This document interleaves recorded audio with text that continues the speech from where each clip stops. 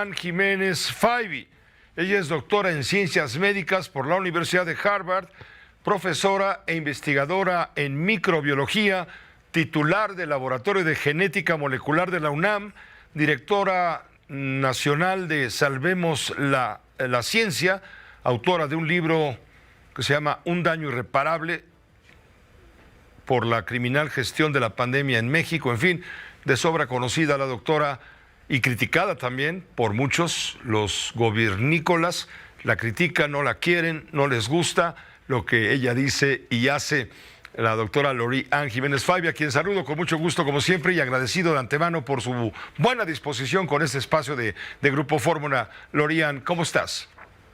¿Qué tal, Pepe? Muy buenas noches. Muy bien, gracias. Muy bien, gracias. Lori, es la noticia que el mundo estaba esperando desde hace 3 años, 4 meses. Me refiero al fin de la emergencia por el COVID-19. Ya no hay pandemia, al menos considerada mundialmente, pero sí estamos en el tema de la epidemia. Sigue la epidemia vigente y sigue habiendo peligro y hay que seguirnos cuidando. ¿O cómo lo leemos adecuadamente?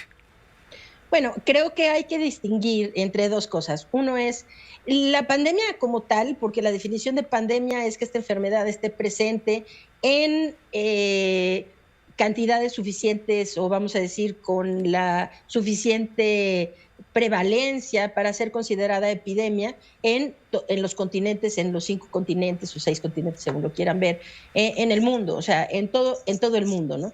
Esto continúa siendo cierto, es decir, COVID-19 es una enfermedad que llegó para quedarse, que sigue entre nosotros, el virus sigue evolucionando, seguimos teniendo muchos enfermos de COVID alrededor del mundo y desde luego que sigue muriendo gente por COVID-19.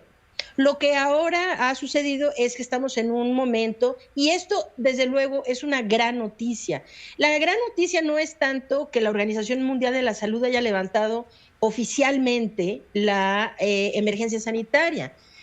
Lo que es buena noticia es la razón por la cual ahora pueden hacerlo, y la razón es porque han disminuido de una forma muy importante el número de muertes por COVID-19 en el mundo. Pero hay que hacer una diferenciación muy clara.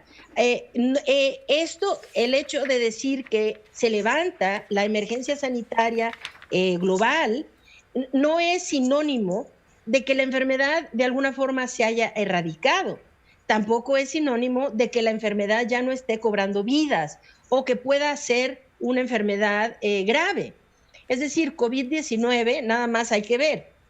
Desde luego, las muertes en este momento más o menos están muriendo entre 750 y 1,000 personas en el mundo, alrededor del mundo cada día por COVID-19. Sigue siendo un número muy significativo, aunque desde luego en la época cuando estuvimos en la pandemia activa, pues tuvimos picos en donde hablábamos por arriba de 18,000 vidas perdidas en un día, ¿no?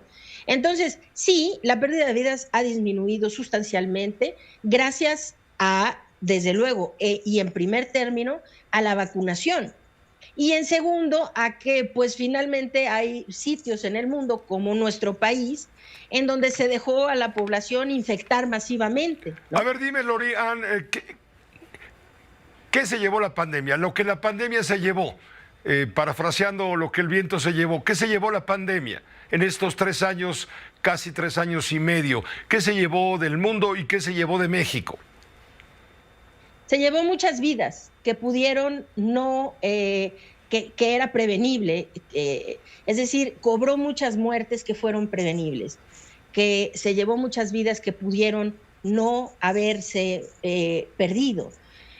Yo creo que lo más lastimoso de todo lo que ha ocurrido durante la pandemia ha sido pues la politización de este problema de salud pública, que finalmente llevó a que la pandemia no ocurrió de la misma forma, ni tampoco cobró el mismo número de vidas, ni costó tan caro en todo el mundo. Es decir, hoy estamos hablando, en México, se estima, tanto el Instituto Nacional de Salud Pública como el INEGI, estiman que más o menos a finales del año pasado, hablamos en términos de números redondos, en alrededor de 800,000 personas murieron a consecuencia de la pandemia, ya sea por COVID-19 o por la forma como la pandemia se manejó en el país. Pero entonces, ¿por qué el gobierno dice que son 300,000? Es muy buena pregunta, esa es muy buena pregunta. A ver, el número de 800,000, que digo, para ponerlo en números muy claros, ¿no? 793,625 son las que reporta el INEGI hasta septiembre de 2022. Esto es el exceso de mortalidad. 770,667 son las que reporta el Instituto Nacional de Salud Pública hasta diciembre de 2022, ¿ok? Entonces son cifras más o menos parecidas, que rondan, son arriba de 750,000, entre 750,000 y 800,000. Ahora, esta cifra abarca tanto las personas que murieron por COVID-19, o sea, como causa de muerte directa COVID-19, como las personas que murieron a consecuencia de la catastrófica gestión que nuestro país dio a la pandemia.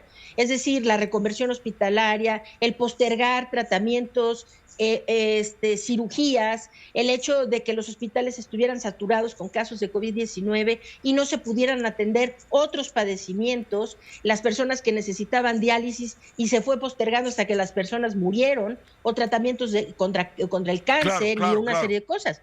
Entonces, a ver, ¿por qué el gobierno reporta eso? Bueno, pues porque no ha tenido el valor para afrontar la realidad o para hacerlo suficientemente transparente para realmente hablar de números reales de muertos por la pandemia.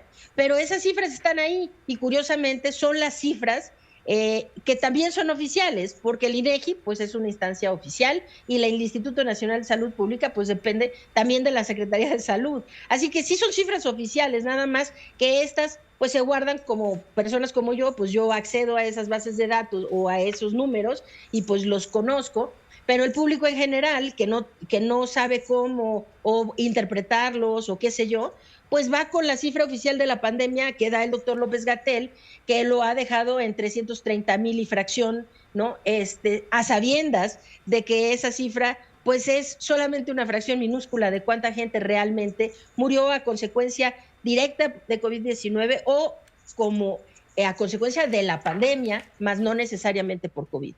Lori-Ann, se anuncia el lunes o esta semana, se anuncia finalmente la vacuna Patria, una vacuna que se anuncia como refuerzo. Muchos preguntarán, bueno, si ya pasamos de la etapa de la emergencia, ¿cuál es el apuro de tener la vacuna? Además se anunció que hay capacidad de producir 4 millones de vacunas de la vacuna Patria. Cuando somos una población creo que 20 veces o 30 veces por encima de esa cifra. ¿Para qué va a servir? ¿Va a servir la vacuna y para qué va a servir la vacuna?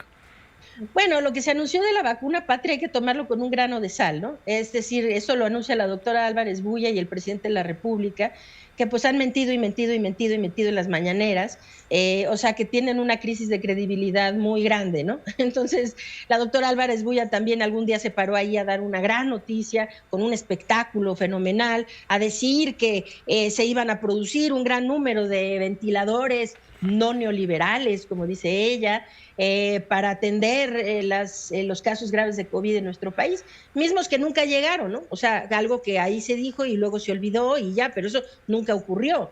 También se había dicho que la vacuna Patria iba a llegar en diciembre del 2021.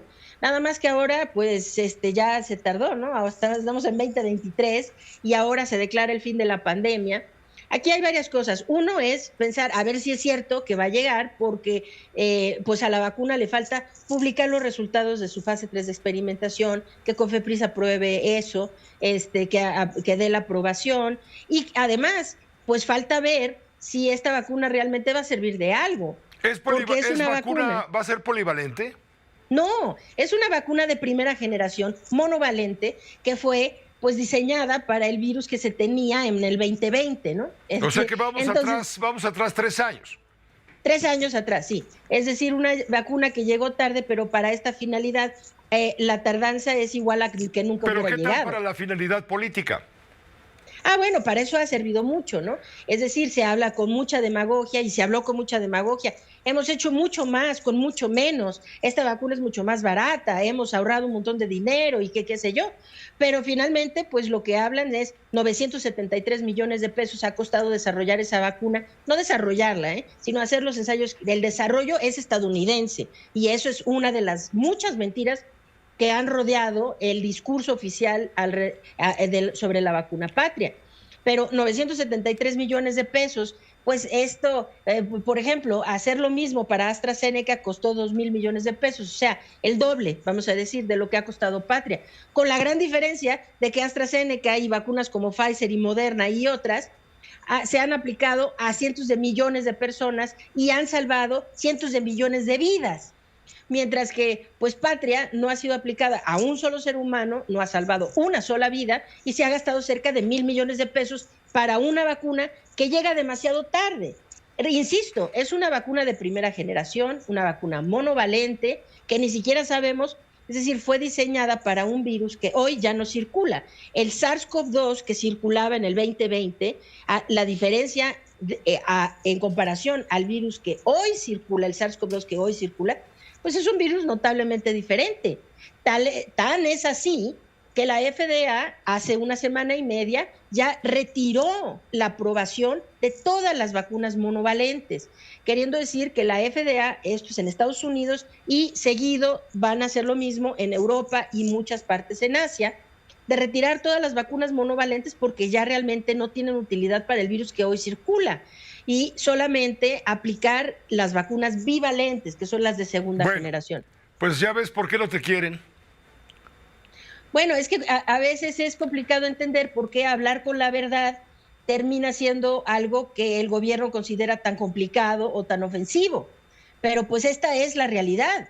La realidad es que han manipulado de una forma política la pandemia y el resultado de ello son 800,000 vidas perdidas, ¿sí? Y esto yo creo que, Pepe, ahorita necesitamos hacer esta delimitación o designación de que se terminó ya el estado de emergencia. Quiero enfatizar a la gente que nos escucha, esto no quiere decir que COVID no esté todavía presente y que no podamos morir si contraemos esta enfermedad. La enfermedad sigue aquí y debemos seguir teniendo precauciones, ¿no? Pero bueno, finalmente se pierden 800,000 vidas porque el gobierno tiene un manejo catastrófico de la pandemia y no hay manera de ocultar esto. Esto es una realidad. Y sí cuesta mucho trabajo entender por qué ofende tanto, ¿no?, al gobierno que se hable con verdades, ¿no?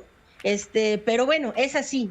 Así que si ofendo, no me disculpo, porque hablo por todo este tiempo, he estado aquí alzando la voz solamente y con el único propósito de tratar de informar correctamente a la población con la intención de posiblemente poder salvar por lo menos una vida, ¿no? Y entonces los esfuerzos por querer salvar vidas durante esta terrible crisis sanitaria, por ello nunca me he de disculpar. Te agradezco mucho, Lori-Ann Jiménez Faibi, como siempre, estar en comunicación con nosotros. Evidentemente seguiremos en contacto si tú nos lo permites, desde luego. Desde luego, Pepe, con todo gusto. Un placer, como siempre, estar en tu programa.